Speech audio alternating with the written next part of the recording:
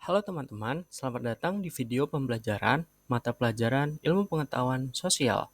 Pada kali ini kita akan membahas materi pembangunan perekonomian Indonesia. Video kali ini ditunjukkan untuk peserta didik Sekolah Menengah Atas IPS kelas 8. Selanjutnya, ada beberapa tujuan pembelajaran pada materi kali ini, yaitu peserta didik diharapkan mampu membandingkan perekonomian masyarakat pada masa awal kemerdekaan, Orde Baru, dan juga reformasi. Yang kedua, menjelaskan kerjasama ekonomi antar bangsa. Yang ketiga, menganalisis kegiatan ekspor-impor dalam perekonomian internasional.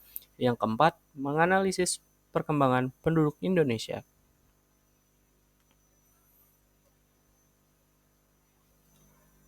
Lalu selanjutnya ada 3 pokok bahasan yang akan kita bahas pada materi ini. Yang pertama, kondisi perekonomian pada masa kemerdekaan. Yang kedua, perdagangan internasional. Dan yang terakhir ada dinamika penduduk. Kondisi perekonomian pada masa kemerdekaan. Bagaimana kehidupan ekonomi Indonesia pada awal kemerdekaan?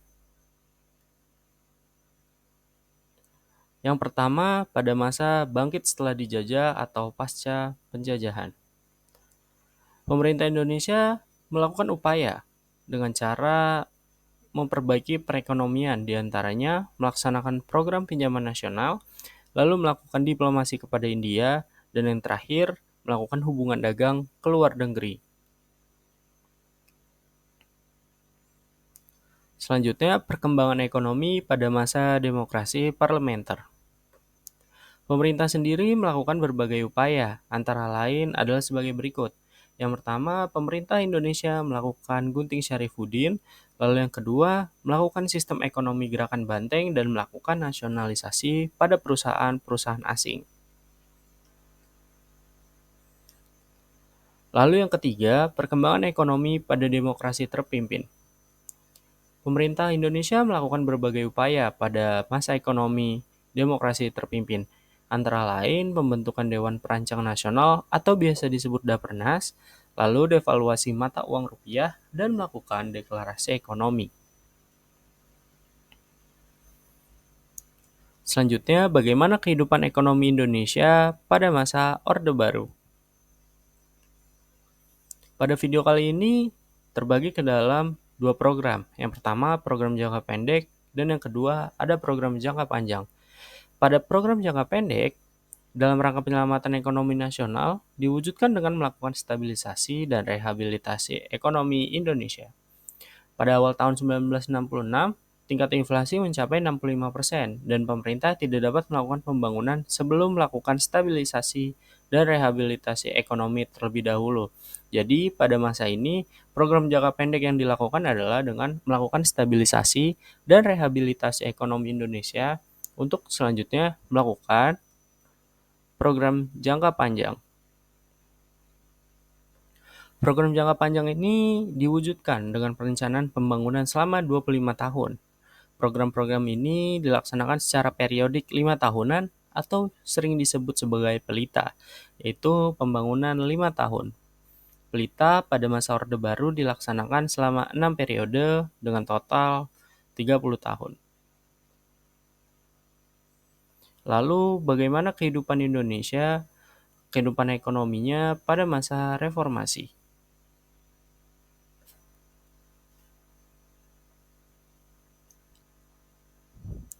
Setelah kalian mempelajari kondisi perekonomian Indonesia pada masa Orde Baru, selanjutnya kita akan mempelajari pada ekonomi reformasi.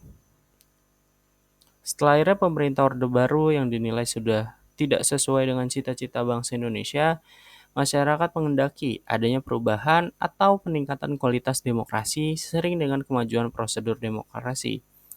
Reformasi yang dilakukan pada tahun 1998 merupakan suatu gerakan untuk mengadakan perbaikan dalam bidang politik, sosial, ekonomi, dan juga hukum. Gerakan ini muncul karena keadaan masyarakat Indonesia sangat tidak baik. Hasil terjadinya krisis moneter pada tahun 1997 dan terus berlanjut. Hal ini menyebabkan kepada nilai tukar rupiah terhadap dolar Amerika yang semakin melemah. Semula 2.500 pada tahun 1997 dan menjadi 15.000 pada Juni 1998. Melemahnya nilai tukar rupiah memicu terjadinya krisis ekonomi karena banyak perusahaan dalam negeri yang melakukan pinjaman luar negeri dalam kurs dolar Amerika Serikat dan kesulitan membayar pinjaman karena nilai tukar rupiah terhadap dolar Amerika sangat lemah. Angka pemutusan kerja meningkat yang disebabkan banyaknya perusahaan yang melakukan penghematan atau menghentikan kegiatan usaha, ya dalam kata lain bangkrut. Lalu angka kemiskinan pun bertambah dan harga-harga kebutuhan pokok tidak terkendali dan biaya hidup miskin.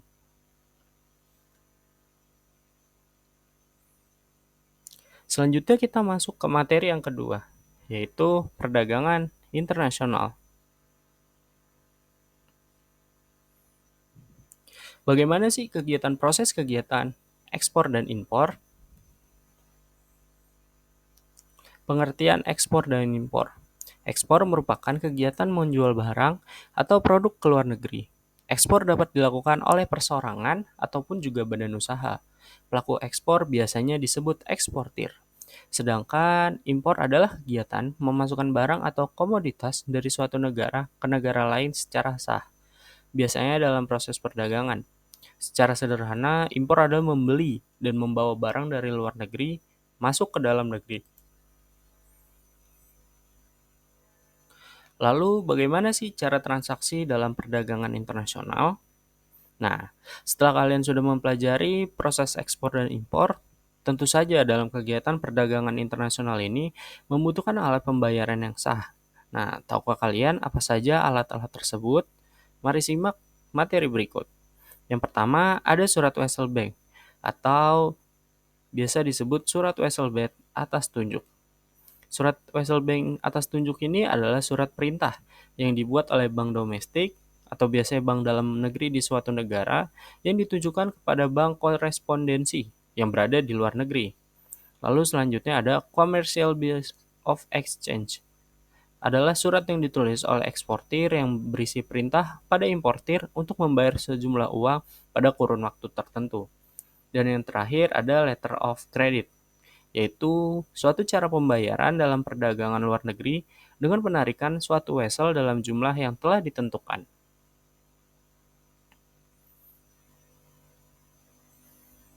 Lalu ada faktor-faktor pendorong perdagangan internasional. Yang pertama, perbedaan sumber daya alam. Nah, setiap negara pastinya memiliki sumber daya alam yang berbeda. Nah, perbedaan tersebut menyebabkan hasil produksi yang berbeda pula dari setiap negara. Keunggulan yang dimiliki satu negara dilihat dari keunggulan sumber daya alam tersebut, yang biasa disebut keunggulan absolut atau absolute advantage. Lalu yang kedua, ada penghematan biaya produksi. Bagi negara yang belum memiliki ilmu pengetahuan ataupun teknologi untuk membuat produk sendiri seperti mobil dan telepon genggam, pembuatannya akan menghabiskan anggaran atau biaya produksi yang jauh lebih mahal dibandingkan jika negara tersebut membelinya dari negara lain. Lalu faktor selanjutnya adalah pemenuhan kebutuhan nasional. Nah, di Indonesia sendiri merupakan negara penghasil beras, tapi dalam jumlah tertentu, jumlah yang dihasilkan tidak mampu mencukupi kebutuhan masyarakat terhadap konsumsi beras secara nasional. Oleh karena itu, Indonesia mengimpor beras dari Thailand. Selanjutnya ada perbedaan penguasaan teknologi. Negara maju yang memiliki keunggulan teknologi mampu menghasilkan produk-produk canggih dan menjual produknya ke negara lain yang tidak mampu atau tidak memiliki keunggulan tersebut. Nah, selanjutnya masuk ke dalam hambatan perdagangan internasional. Hambatan yang pertama adalah perbedaan mata uang. Nah, perbedaan ini menyebabkan kesulitan dalam transaksi pembayaran, serta dapat mempengaruhi harga dan daya saing produk. Hambatan yang kedua adalah kebijakan yang berbeda di setiap negara. Kebijakan ini mencakup banyak hal, seperti tarif, kuota impor, subsidi, dan berbagai regulasi teknis lainnya. Perbedaan ini dapat menciptakan ketidakpastian dan biaya tambahan bagi para pelaku bisnis. Hambatan yang terakhir adalah konflik atau perang. Konflik dan perang dapat menjadi hambatan yang sangat penting dalam perdagangan internasional, karena dapat menyebabkan gangguan pada rantai pasokan ataupun dapat terjadi peningkatan biaya dan ketidakpastian dalam ekonomi. Nah, selanjutnya mengapa negara perlu melakukan kerjasama ekonomi antar negara? Tujuannya adalah yang pertama, pastinya untuk memperluas pemasaran, lalu yang kedua untuk mendorong produktivitas dalam negeri, yang ketiga untuk mencukupi kebutuhan dalam negeri, dan yang terakhir mempercepat pertumbuhan ekonomi di dalam negeri itu sendiri. Lalu apa sih peran Indonesia dalam kerjasama antar negara? Indonesia sendiri sebagai pelopor dan pendiri organisasi kerjasama ekonomi antar negara. Indonesia berperan sebagai pelopor dan kerjasama seperti dalam organisasi AFTA, APEC, dan memperkasai hubungan bilateral negara-negara lain, seperti dengan Jepang, Republik Rakyat Cina, Rusia, dan juga Kanada.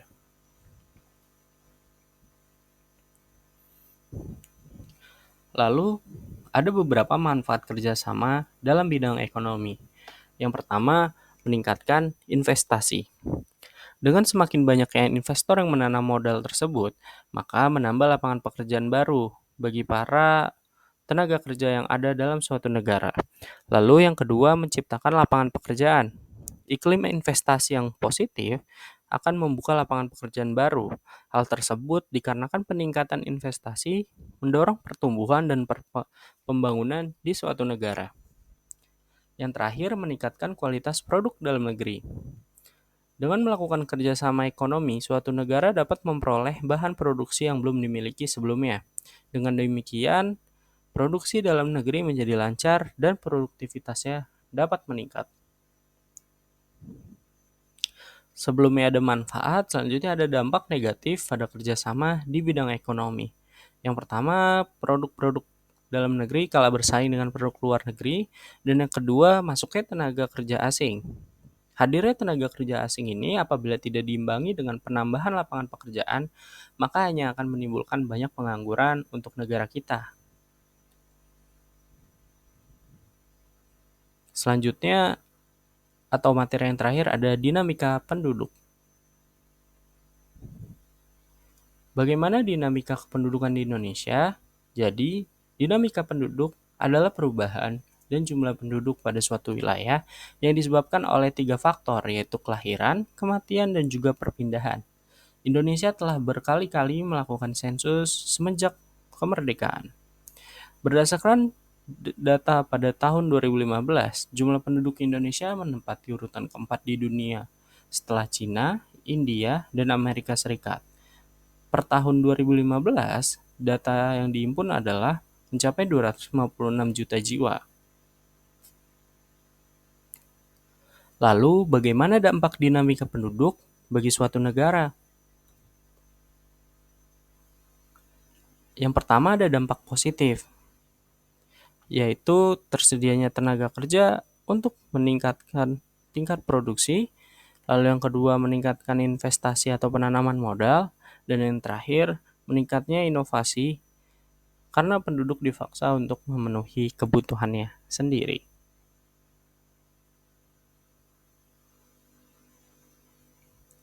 Lalu selanjutnya ada dampak ekonomi. Dampak ekonomi atau dampak negatif yang diciptakan itu bisa berupa tingginya angka pengangguran, lalu persebaran penduduk tidak merata, berkembangnya permukiman tidak layak huni, lalu peningkatan limbah dan juga polusi, dan yang terakhir penurunan kualitas dan tingkat kesejahteraan penduduk.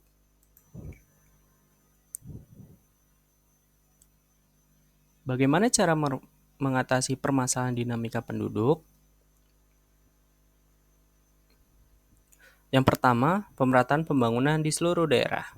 Di Indonesia sendiri, Indonesia merupakan negara yang sangat luas, tapi pembangunannya tidak merata. Ada daerah yang sangat padat, tapi ada juga daerah yang sangat jarang penduduknya.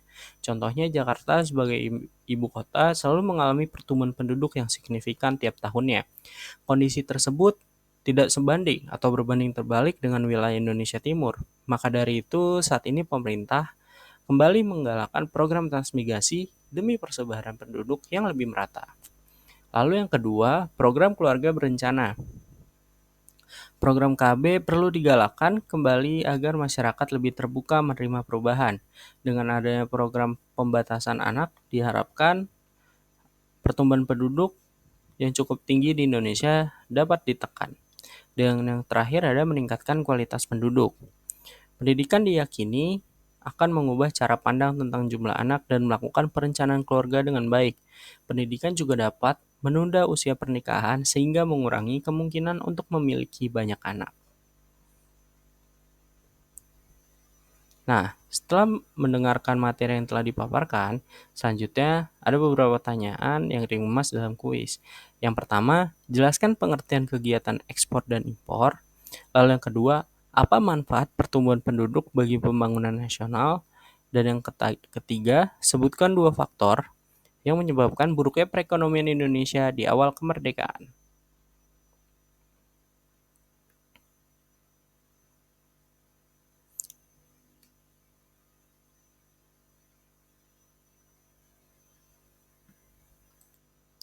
Terima kasih telah menyimak video ini. Cukup sekian dan terima kasih.